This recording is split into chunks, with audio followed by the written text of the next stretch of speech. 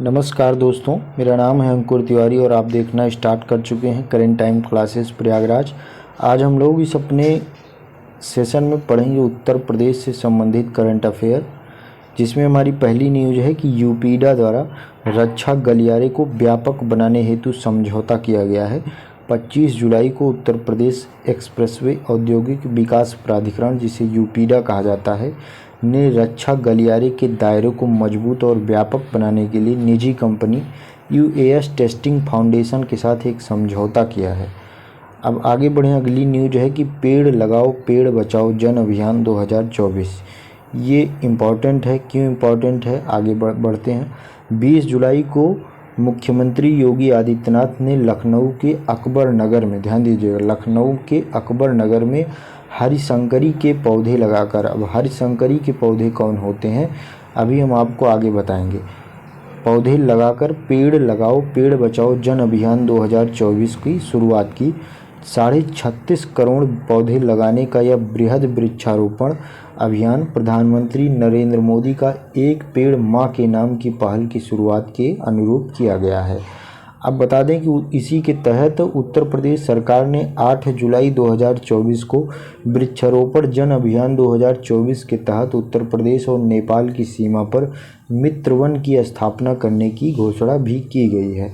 अब आपके दिमाग में एक प्रश्न आ रहा होगा कि हरिशंकरी का पौधा क्या होता है।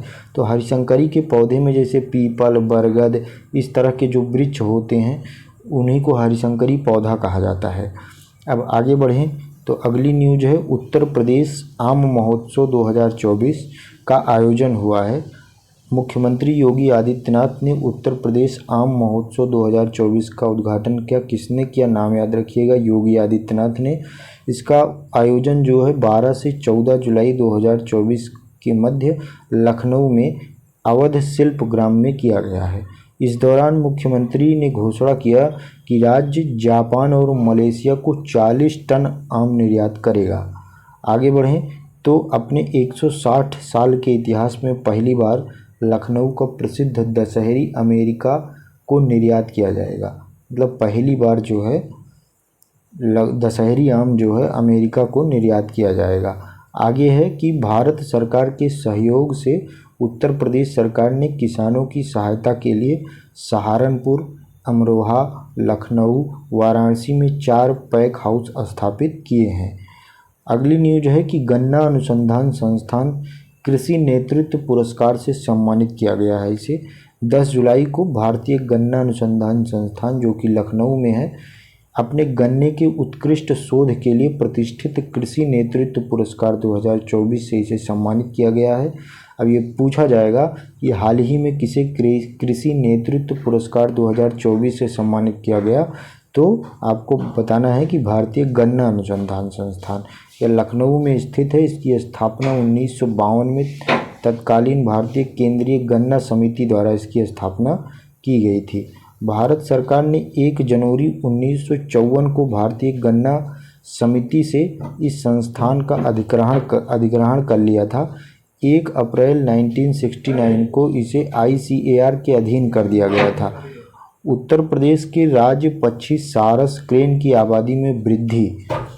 10 जुलाई को उत्तर प्रदेश राज्य विभाग के अधिकारियों ने बताया कि 19,918 सारस क्रेन पक्षी, जो कि वर्ष 2023 की तुलना में 396 अधिक हैं, इनमें वृद्धि हुई है। इसको आपको ध्यान में रखना है।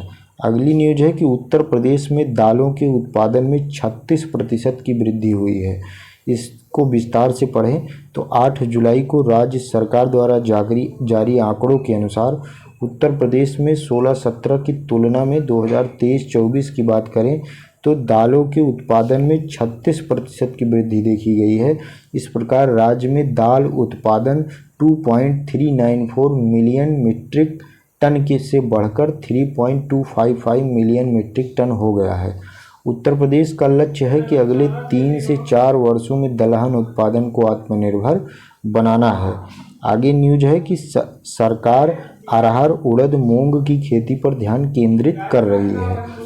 अगली न्यूज है कि सलखन जीवाश्म पार्क को, ध्यान दीजिएगा, सलखन जीवाश्म पार्क को विश्व धरोहर सूची में शामिल करने का प्रस्ताव अब देखिए इसे विस्तार से। उत्तर प्रदेश पर्यटन विभाग ने सोनभद्र जिले के प्राचीन सलखन जीवाश्म पार्क को यूनेस्को की विश्व धरोहर सूची में शामिल कराने का प्रस्ताव नई दिल्ली में आयोजित की जा रही 46वीं विश्व धरोहर समिति की बैठक में पेश किया है।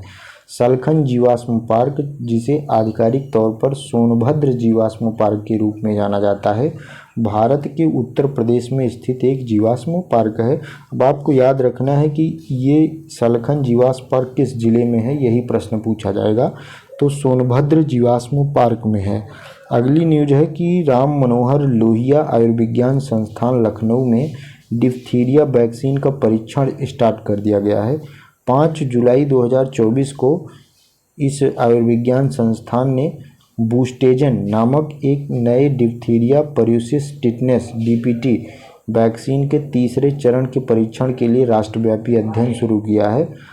RMLIMS इस महत्वपूर्ण अध्ययन में शामिल भारत के 6 संस्थानों में से एक है। बूस्टेजन वैक्सीन का लक्ष्य एडासेल से प्रतिस्पर्धा करना है, जो वर्तमान में सीरम इंस्टीट्यूट ऑफ इंडिया द्वारा प्रदान की जाने वाली वैक्सीन है। एडासेल बच्चों को विभिन्न आयु में 5 खुराक में दी जाती है। 6 सप्ताह, 10 सप्ताह, 14 सप्ताह और 16 से 18 महीने के बाद पहले बूस्टर के रूप में और 5 वर्ष के बाद इसे दूसरे बूस्टर के रूप में दिया जाता है। अब थोड़ा उत्तर प्रदेश से संबंधित कुछ वन लाइनर टाइप का करंट अफेयर देख लेते हैं।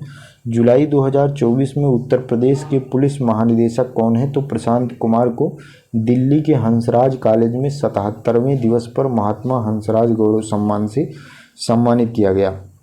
जुलाई 2024 में Tata power solar system limited ने उत्तर प्रदेश में घर घर सोलर पहल की शुरुआत की, जिसकी शुरुआत कहाँ से की गई? वाराणसी से की गई। इसका उद्देश्य है छत पर सौर ऊर्जा समाधान के माध्यम से हर घर को स्वच्छ ऊर्जा प्रदान करना। अब अगली न्यूज है कि 5 जुलाई को उत्तर प्रदेश सरकार ने पीलीभीत टाइगर रिजर्व के मुख्य क्षेत्र में 25 किलोमीटर की दूरी पर माला नदी। अब आपका ये काम है कि आप ज्योग्राफी की दृष्टि से माला नदी कहाँ पर है उसको ढूंढ करके देखें, क्योंकि इसी तरह की नदी वगैरह पूछ ली जाती हैं PCS या RO के एग्ज़ाम में, जो कि किसी ने कभी पढ़ी नहीं होती है। तो माला नदी आपका काम है, आप ढूंढ करके पढ़िएगा और मिल जाए तो कमेंट बॉक्स में बता दीजिएगा, ताकि जो और लोग पढ़ें उनको पता चल जाए।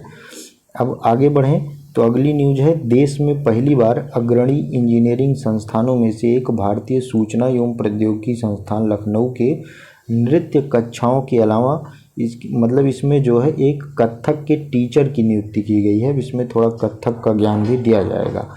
अगली न्यूज है कि आपातकालीन पुलिस सेवा UP 112 के त्वरित संचालन के लिए बाराबंकी जिले को पहले स्थान पर रखा गया है। 2 जुलाई 2024 को राज्यपाल और विश्वविद्यालयों की कुलाधिपति आनंदीबेन पटेल ने प्रोफेसर विनय कुमार पाठक को छत्रपति साहू जी महाराज विश्वविद्यालय कानपुर का कुलपति नियुक्त किया है।